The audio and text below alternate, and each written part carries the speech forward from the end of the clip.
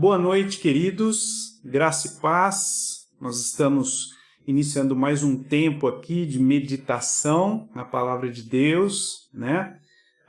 Um tempo de oração, como é gostoso, né? Nós estamos muito bem, eu e minha família, estamos agora entrando na parte final das nossas férias.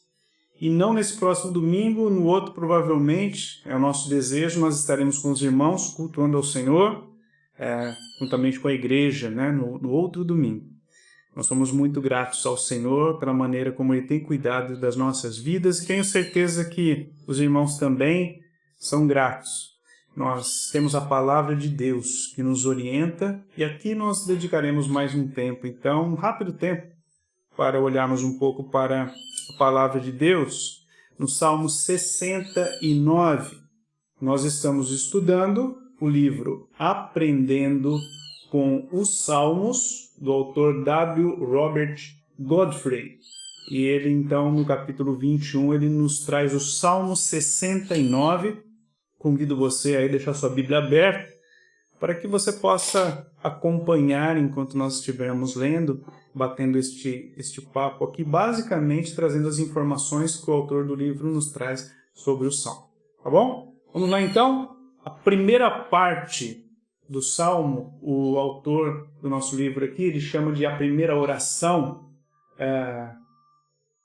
um clamor individual por resgate. Então ele começa assim, eu vou ler do versículo 1 até o versículo 5.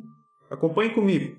Salva-me, ó Deus, pois as águas subiram até o meu pescoço. Nas profundezas lamacentas eu me afundo.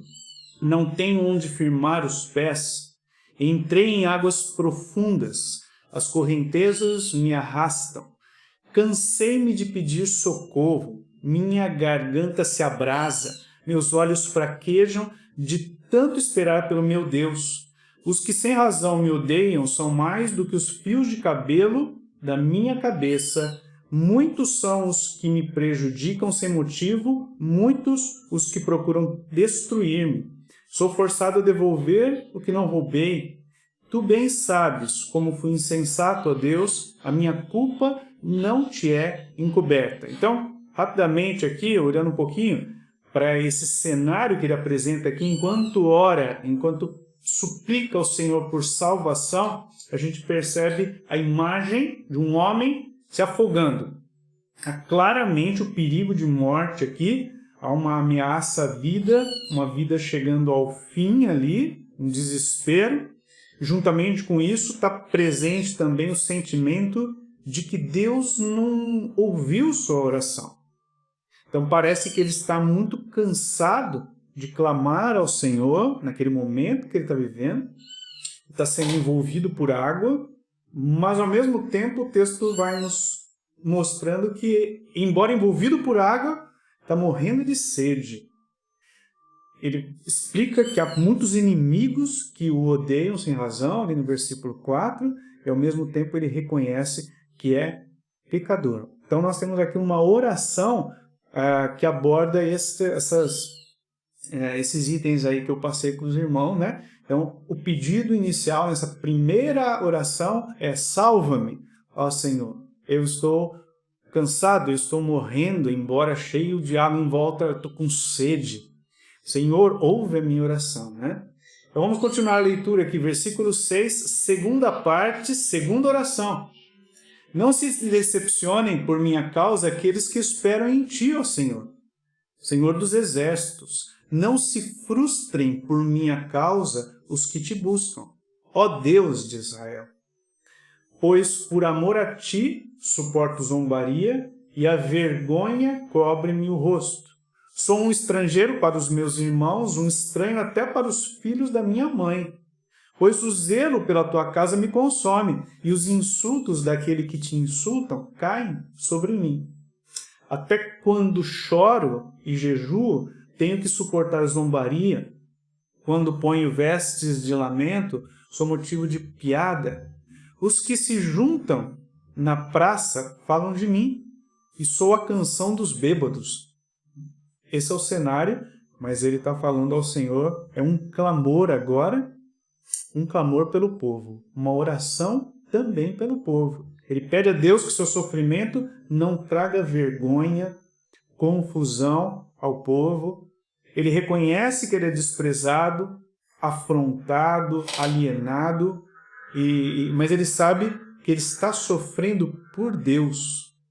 O sofrimento envolve a sua fidelidade a Deus.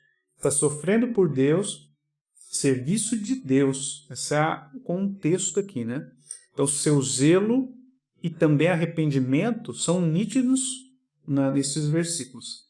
Ele é ridicularizado por muitos, a gente percebe aí, lida com a injustiça dos que o ridicularizam e não quer que os que amam a Deus eles se enganam ou sejam enganados por estes que não temem ao Senhor. Então há uma preocupação pelo povo. Lá no primeiro momento, ele ora por si. No segundo momento, ele ora pelo povo num contexto de tribulação e de aflição. Em terceiro lugar, versículos 13 a 18, vamos ler aqui. Mas eu, Senhor, no tempo oportuno, elevo a ti minha oração. Responde-me por teu grande amor, ó Deus, com a tua salvação infalível. Tira-me do atoleiro, não me deixes afundar. Liberta-me dos que me odeiam e das águas profundas. Não permitas que as correntezas me arrastem, nem que as profundezas me engulam, nem que a cova feche sobre mim sua boca. Responde-me, Senhor, pela bondade do teu amor, por tua grande misericórdia, volta-te a mim. Não escondas do teu servo a tua face, responde-me depressa, pois estou em perigo. Aproxima-te, resgata-me, livra-me por causa dos meus inimigos. Então a gente percebe aqui intensas súplicas ao Senhor diante da aflição. Súplicas por resgate, né? e ele precisa de ajuda, ele vai apresentando os seus motivos, cada um dos seus motivos ele vai colocando diante do Senhor, apresentando ao Senhor os perigos pelos quais ele está passando ali. Então, o Salmo ele já vai apontando para um coração que busca o Senhor. E aprendemos isso através desse Salmo, demais esse Salmo, né? Está apelando a Deus e enquanto ele apela, ele enfoca o caráter de Deus. Deus é Deus de grande amor, de acordo com o versículo 13, de grande misericórdia. Então, o salmista ele ora por salvação, mas ele está confiando que Deus vai responder essa oração por causa do próprio Deus, do seu caráter. É nítido em sua mente e coração que Deus vai ouvir as suas orações, não porque o salmista ele seja bom ou justo ou de coração misericordioso, mas porque Deus é assim, bom. O amor leal de Deus, Deus é misericordioso por aquilo que Deus é, então ele responderá às orações. Deus responderá às suas orações, então, por causa de quem ele é. Deus é, não exatamente por causa do salmista, mas de acordo com o caráter de Deus. Então, esse sofrimento é levantado, mas ele clama ao Senhor baseado no próprio caráter do Senhor. Vamos ler os versículos 19 a 21? Tu bem sabes como sofro zombaria. Sofrimento. Percebam a ênfase no sofrimento do servo do Senhor. Zombaria, humilhação e vergonha. Conheces todos os meus adversários. A zombaria partiu-me o coração, estou em desespero, supliquei por socorro, nada recebi, por consoladores e a ninguém encontrei. Puseram fel na minha comida e para matar-me a sede, deram-me vinagre. Eu gostaria de já enfatizar aqui e apresentar para os irmãos algo que o autor dá ênfase, né? Que o Salmo, esse Salmo, ele faz antecipações de Cristo e até faz antecipações detalhadas. Esse Salmo ele é citado no Novo Testamento e ele revela essas antecipações de Cristo e de sua obra de maneira bastante clara, né? Jesus ele explicou o seu total compromisso até a morte com a causa de Deus, citando esse salmo. O zelo pela sua casa me consome, né? De acordo aí com o versículo 29, lá em João 2, versículo 17. O Senhor Jesus citando esse salmo, né, quando ele explica o compromisso dele para com a obra do Pai. Parte do seu sofrimento na cruz é profetizado no versículo 3 desse salmo. Esse texto de João 19, 28, mais tarde, sabendo então que tudo estava concluído para que a Escritura se cumprisse, Jesus disse, tenho sede. E aqui nos versículos 20 e 21 nós vemos essa zombaria, partiu-me o coração, esse desespero é apontado, e você vê ali uma ênfase que deram vinagre, né? As pessoas deram vinagre ali para o salmista. Então, isso a gente vê mostrado lá em Mateus 27, a gente vê revelado lá em Mateus 27, uma alusão dessa passagem sobre o vinagre, né, dado a Jesus. Então, Paulo cita esse salmo em Romanos 15 para nos ensinar como Cristo viveu e como devemos viver. Então, apresenta essa realidade de sofrimento. Lá em Romanos 15, 3 nós lemos, pois também Cristo não agradou a si próprio, mas como está escrito, os insultos daqueles que te insultam caíram sobre mim. Então, nós encontramos essas características que apontam para Cristo Jesus nessa abordagem quando ele fala sobre o sofrimento que ele mesmo está passando, né? E então nós chegamos no versículo 22 a 28. Leiam comigo. E essa parte, ela traz imprecações, ou seja, orações que o salmista faz colocando aqueles que não temem ao Senhor diante do Senhor, para que o Senhor exerça a sua justiça. Percebam a seriedade desse texto. Versículos 22 a 29. Que a mesa deles, dos ímpios, dos perseguidores do salmista, que a mesa deles se lhes transforme em laço, torne-se retribuição e armadilha. Escureçam-se os seus olhos para que não consigam ver. Faze-lhes tremer o corpo sem parar. Despeja sobre eles a tua ira, que o teu furor ardente os alcance. Fique deserto o lugar deles, não haja ninguém que habite nas suas tendas. Pois perseguem aqueles que tu feres e comentam a dor daqueles a quem castigas. Acrescenta-lhes pecado sobre pecado, não os deixes alcançar a tua justiça. Sejam eles tirados do livro da vida e não sejam incluídos no rol dos justos. Grande é a minha aflição e a minha dor. Proteja-me, ó Deus, proteja-me, ó Deus, dando a salvação. Né? Essa é a ideia do versículo 29. Então, o que ele está fazendo aqui? Oração imprecatória. São orações em que a pessoa pede justiça, a justiça de Deus sobre aqueles que são ímpios, que não temem ao Senhor. Aqueles que revelam um coração que deseja um coração obstinadamente distante da vontade do Senhor, né? Então, o salmista está aqui revelando a justiça, concordando com o Senhor quando ele afirma, quando ele revela que ele fará a justiça.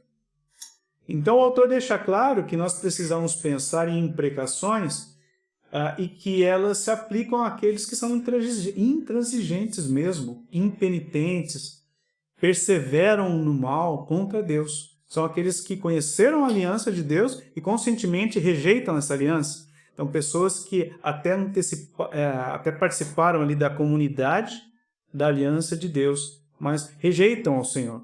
No versículo 28, nós lemos, sejam eles tirados do livro da vida e não sejam incluídos no rol dos justos.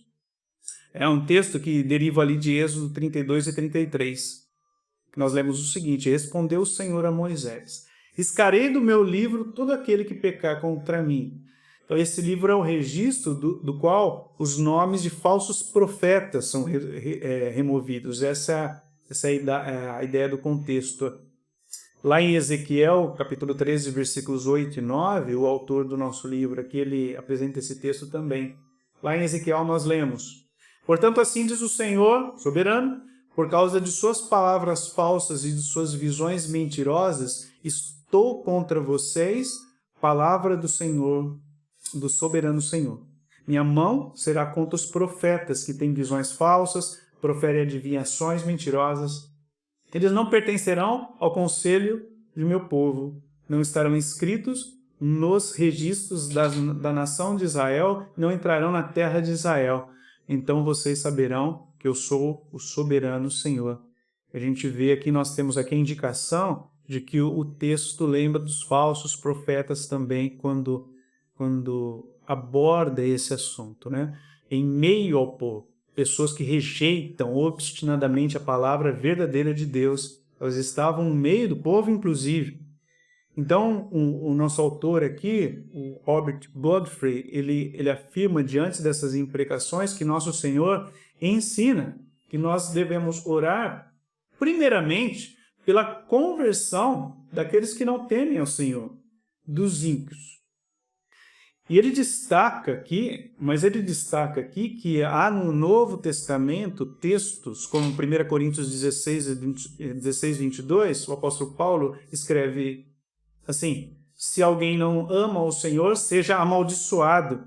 Isso é uma imprecação, né, por justiça divina.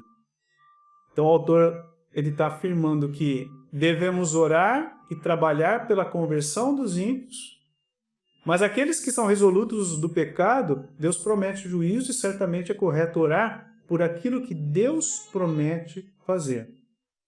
Parece-me aqui que o cerne do assunto relacionado à parte das imprecações é que o autor ele deseja nos mostrar que nós devemos sempre nos lembrar de que, se diminuirmos a necessidade e a justiça do juízo de Deus, nós estamos diminuindo a obra de Cristo na cruz. Porque se Deus prometeu o juízo, no dia do juízo acontecerá esse juízo perfeitamente. Então é correto nós concordarmos com Ele por aquilo que Ele prometeu fazer naquele dia de juízo. Então vemos as implicações dos salmos, destes salmos e nas Escrituras, como uma antecipação da revelação daquilo que acontecerá, a justiça de Deus para aqueles que obstinadamente rejeitam ao Senhor. Então, essa é a abordagem aqui daquilo que entendemos aqui da explicação do autor quanto às imprecações. Concordamos com a justiça de Deus para corações obstinadamente rebeldes e que permanecerão rebeldes contra o Senhor, né? Então ele ora dessa maneira e no final, os últimos versículos de 30 a 36, ele adora ao Senhor. Perceba? Louvarei o nome de Deus com cânticos e proclamarei sua grandeza com ações de graças. Isso agradará ao Senhor mais do que bois, mais do que touros, com seus chifres e cascos. Os necessitados o verão e se alegrarão. A vocês que buscam a Deus, vida seu coração. O Senhor ouve o pobre, não despreza o seu povo aprisionado. Louvem-no os céus e a terra, os mares e tudo que neles se move. Pois Deus salvará Sião e reconstruirá as cidades de Judá. Então o povo ali viverá e tomará posse da terra. A descendência dos seus servos a herdará, e nela habitarão os que amam o seu nome.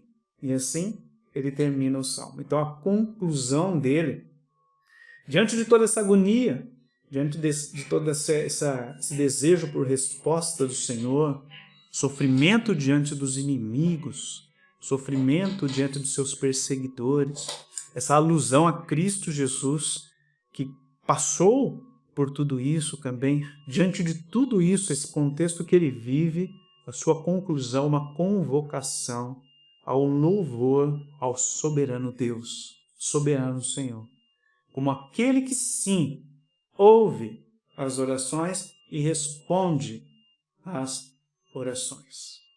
Então, diante dessa rápida passada aqui, por estes 36 versículos, né? O que nós devemos fazer? Clamar ao Senhor. Clamar ao Senhor é o caminho diante das dificuldades e particularmente quando nós estamos sofrendo por causa do Senhor, da obra do Senhor. Em todos os momentos devemos clamar ao Senhor, em qualquer situação de sofrimento. Aqui no Salmo, especialmente, porque o salmista parece revelar que ele sofre por causa de Deus. Então, clamar ao Senhor é o caminho diante das dificuldades, irmãos, especialmente ao vivermos as provocações e os sofrimentos por causa de Deus. Concordar e desejar a justiça de Deus àqueles que rejeitam o Senhor. Isso é concordar e confiar em Deus. Orar pela justiça dele é orar em harmonia com o seu coração. Um dia o Senhor revelará a sua justiça. O Deus justo revelará essa justiça. Então, o nosso coração, como aqueles que temem ao Senhor, nós concordamos com a justiça de Deus. Nós, inclusive, louvamos ao Senhor porque Ele é justo também. Nós devemos perceber também a importância dessas antecipações de Cristo Jesus nos Salmos, porque elas fortalecem a nossa fé em Cristo. E a gente percebe que o foco está em Cristo Jesus, mostrando que Ele sofreu, Ele é o servo sofredor, que Ele viveu essas aflições também, e por isso a Bíblia toda nos ensina acerca de Cristo Jesus. Quando nós olhamos para o Salmo, para vários outros salmos e outras partes do Antigo Testamento também. E concluindo aqui o final do Salmo, né? Devemos adorar ao Senhor enquanto vivemos a vida e as aflições desta vida. Buscar ao Senhor, sabendo que Ele nos ouve, que Ele responderá às nossas orações conforme a sua vontade. O Deus justo e o Deus misericordioso e amoroso, com seu amor leal, nos ouve e responderá de acordo com o seu caráter. Não por causa da nossa bondade ou aquilo que a gente vai fazer de bom, a nossa justiça, enfim, e por causa do Senhor, o Salmo aponta para isso. Eu convido você, juntamente com a sua família, a ter um tempo aí, após a meditação, nestes versículos, um tempo de oração àquele que ouve as nossas orações. Você que sofre, confie no Senhor.